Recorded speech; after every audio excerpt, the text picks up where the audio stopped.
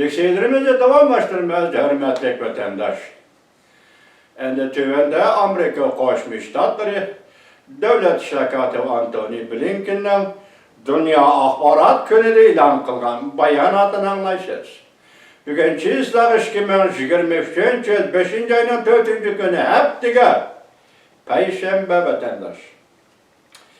Amerika Qo'shma Shtatlari Davlat Mahkamasi Davlat ishlar kotibi Antony Blinken'dan 2023-yili Dünya Axborot erkinligi kunida e'lon qilgan bayonoti 5-oyning 4-kuni Amerika Ovozining Xitoy til programmasi Amerika Qo'shma Shtatlari Davlat Mahkamasi Davlat ishlar kotibi Antony Blinken 5-oyning 3-kuni Dünya Axborot erkinligi kunida yazma bayonot e'lon qildi. Bayonotdan to'liq tekshirtir tuvandikcha. 5-oyning 3-kuni Dünya Axborot erkinligi 30-qatimliq Dünya Axborot erkinligi kuni. Amerika dunyoning har qaysi joylaridagi axborot xizmatchilari va maxsus matbuot xodimlariga cho'nqa rahmat aytadi. Ularning xizmatlari erkin va echivitilgan jamiyatning jon tomiriga va ideviy fikrlarning aqimiga kafolat qildi.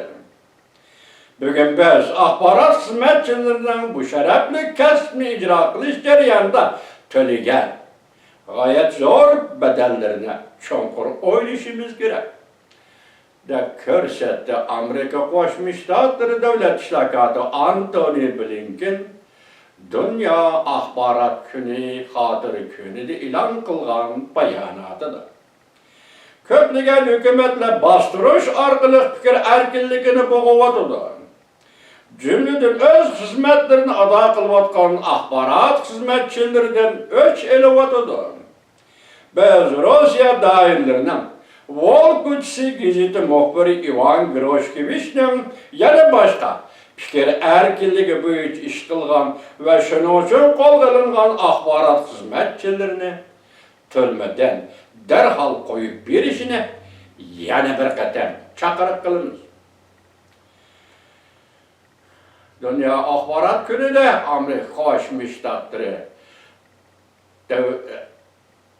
Davlat ishlar kotibi Antony Blinken e'lon qilgan bayonotini bunday davomlashtirdi.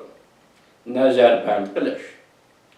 Muxbirlar duch keladigan birdan-bir tahdid bo'lib qolmasligi lozim.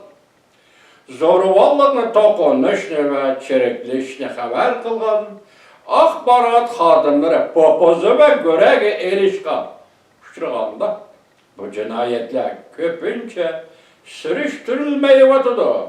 Boshqa joylarda muxbirlar kamsitishga va senzur qilishga va qurollashtirilgan adliya so'roqlariga duch kelyotdi. Dunyoning har qaysi joylarida hukumat har xil bostirish vositalarini qo'llanib matbuot organlarini taqashga majburlayotdi. Bu qator axborot erkinligi kunini xotirlaganda davlat ichida axborot erkinligi bor kuchimiz bilan qo'ldash bilan birga dunyo doirasida ham buni ilgari surishimiz kerak deb ko'rsatdi.